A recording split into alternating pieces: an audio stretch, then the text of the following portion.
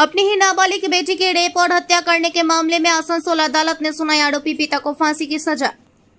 पश्चिम बंगाल आसनसोल के हीरापुर थाना अंतर्गत नरसिंह बांध इलाके में 12 मई 2024 को देर रात अपने पत्नी और 15 वर्षीय नाबालिग बेटी को खाने में नशे की दवा खिलाकर बेटी के साथ दुष्कर्म कर सबूत मिटाने के उद्देश्य से बेटी का गला दबाकर हत्या की घटना को अंजाम देने वाले पिता को 15 वर्ष के बाद आसनसोल के जिला अदालत ने एक ऐतिहासिक फैसला सुनाते हुए आरोपी पिता को फांसी की सजा सुनाई है। अदालत द्वारा सुनाई गई इस फैसले से युवती की मां को खुशी तो मिली है, साथ में उसके मन को भी काफी शांति मिली है।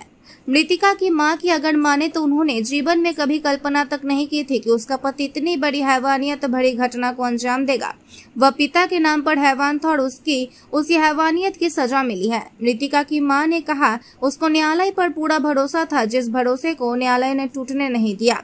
हम बताते चले कि जिस समय आसनसोल में यह घटना घटी थी, उस घटना को लेकर पूरे आसनसोल में कई प्रकार की चर्चाओं का माहौल था। जिन चर्चाओं के माहौल के बीच एक पिता और पुत्री के रिश्ते पर भी सवाल उठने लगे थे। इन सवालों के बीच आसनसोल अदालत द्वारा सुनाई गई इस फैसले ने आसनसोल में घटे इस हैवानियत भरी घटना पर एक बड़ा मैसेज देने का काम किया है। जो मैसेज उन हैवानों को उनके किए की सजा कैसे मिलती है, यह बताने के लिए काफी है। वहीं इस मामले में आसनसोल दुर्गापुर पुलिस के डीसीपी संदीप करड़ा का कहना है कि अदालत ने जो फैसला सुनाया है वह फैसला एक ऐतिहासिक फैसला है। 12 अप्रैल 2024 को देर रात तक यह घटना घटी थी। 13 तारीख को सुबह मृतिका की मां ने अपनी बेटी का मृत शव देखा।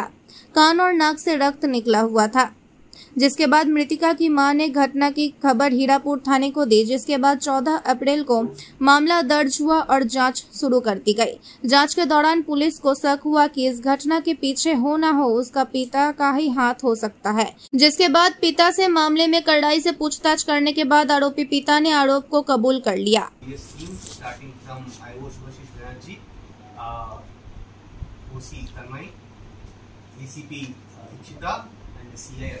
And my special thanks to Special BP Somnath ji who followed up this case. उन्हें इंश्योर करलें कि ये केस के में भालो करे फाइट करी और कन्विक्शन हो जाए। I thank the entire team and sir এই রকম ধরনের কেস কি আসানসোলের এডিপিসিতে প্রথমবার হলো? পশ্চিম বর্ধমান জেলাতে প্রথমবার ক্যাপিটাল পানিশমেন্ট ডেথ পানিশমেন্ট দেওয়া আছে। This is the first time in Paschim Bardhaman district. কতজন সাক্ষী ছিল আর কি কি এভিডেন্স ছিল? দেখুন এটা জিনিস ছিল কি এটা ফ্যামিলির মধ্যে মামলা ছিল। ডোর লক করে উনি চলে গেলেন। সকালে দেখলেন কি ওনার মেয়ে উঠছে না।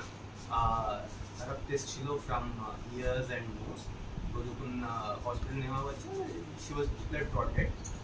সন্দেহ হয়েছিল ওনার ফাদারের উপর।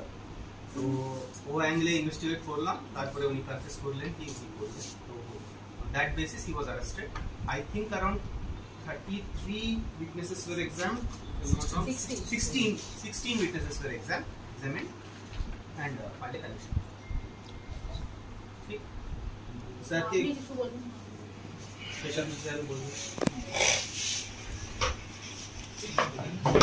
ठीक है बुरा दर्द पूरा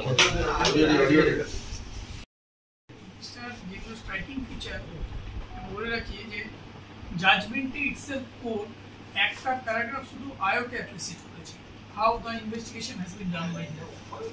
এই কেসটা বাই অ্যান্ড লার্জ অনেকটা পুরো সায়েন্টিফিক এভিডেন্সের উপর বেস করা হয়েছিল। সায়েন্টিফিক এভিডেন্স দিয়ে এই কেসটা টাইম অফ অকারেন্স প্রমাণ করা গেছে। কারণ পিএমএ ভিকটিমের স্টমাকে সেমি ডাইজেস্টেড ফুড পাওয়া গেছে।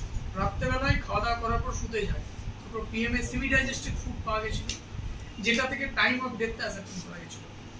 2, এই কেসে ভিকটিমের যে ভ্যাজাইনাল সোয়াব সেখানে অ্যাকিউজডের ডিএনএ পাওয়া গেছে, যেটা রেপটাকে কনফার্ম করেছিল।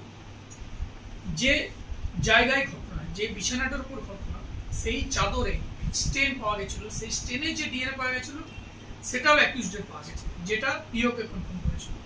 এই কেসের আরেকটা গুরুত্বপূর্ণ এভিডেন্স হচ্ছে যে অ্যাকিউজডের ডিসক্লোজার স্টেটমেন্টে যে লিগেচারটা মানে যে রশিটা যেটা দিয়ে স্ট্র্যাঙ্গুলেট করেছিল সেটা রিকভার হয়েছিল। পিএম করবার সময় যিনি পিএম ডক্টর তিনি ভিকটিমের যে এই যে লিগেচার মার্ক সেখানে যে ফেব্রিক ইমপ্রেশন মানে ধরুন একটা রশি দিয়ে কাউকে আপনি গলা টিপে মারলে মাইক্রোস্কোপিক এক্সামিনেশনে সেখানে একটা ফেব্রিকের ইমপ্রেশন তৈরি হয়। সেই ফেব্রিক ইমপ্রেশনটা পিএম ডাক্তার কালেক্ট করেছিল। এরপর আয়ো যখন লিগেচারটা রিকভার করলো, সেই ফেব্রিক ইমপ্রেশন এবং লিগেচার দুটোই পাঠিয়েছিল এফএসএল, এবং এফএসএল কনফার্ম করে যে এই লিগেচারটা ফেব্রিক ইমপ্রেশন এবং যেটা ভিকটিমের লিগেচার মার্কে পাওয়া গেছে দুটো সেম। এটা দিয়ে আমরা এটা কনফার্ম করতে পেরেছিলাম যে অ্যাকিউজের ডিসক্লোজার স্টেটমেন্টে যে রোগটা ডিসকভার হচ্ছে সেইটা দিয়ে কিন্তু স্ট্র্যাংগুলেট হয়েছে। মানে ওরাল এভিডেন্স ছাড়াও এই কেসটা মূলত বেস করা হয়েছিল সাইন্টিফিক এভিডেন্সের উপর। এবং প্রত্যেকটা এভিডেন্সেরই রেজাল্ট পজিটিভ এসছে, সে ডিএনএ বলুন, সে ব্লাড রিপোর্ট বলুন, সে লিগেচারের এফএসএল রিপোর্ট বলুন। সবচেয়ে যেটা গুরুত্বপূর্ণ ব্যাপার, জজেরও যেটা অবজারভেশন আছে যে এই কেসে সার্চ সিজার রিকভারি প্রত্যেকটা হচ্ছে আনটেন্টেড, একদম আনব্লেমিশড। সেটা জজ সাহেব একটা প্যারাগ্রাফে লিখেছে যে প্রত্যেকটা রিকভারি, প্রত্যেকটা আর্টিকেলের chain of custody, preparation of seizure memo প্রত্যেকটা আনটেন্টেড। এবং আমাদের যেটা বক্তব্য ছিল যে রিলেশনশিপটা একটা বিরাট ফ্যাক্টর। বাবা হচ্ছে একটা বাচ্চার কাছে সেফেস্ট প্লেস, বাবার কাস্টাডি। সেই বাবা এই ঘাসলি ক্রাইমটা কমিট করে। এবং আরেকটা জিনিস খুব গুরুত্বপূর্ণ, পুলিশ যদি রাইট টাইমে ইন্টারভেন না করতো হয়তো এই জিনিসটাই সার্ফেসে আসতো না। কারণ অ্যাকিউজডের প্ল্যান ছিল কাউকে না জানিয়ে ডেড বডিটাকে কোনোভাবে ডিসপোজ অফ করে দেওয়া। কিন্তু পুলিশের একদম রাইট ইন্টারভেনশনের জন্য পুরো ক্রাইমটা সার্ফেসে আসে। তারপর এক্সেলেন্ট ইনভেস্টিগেশন এবং ট্রায়াল মনিটরিংও খুবই ভালো হয়েছে।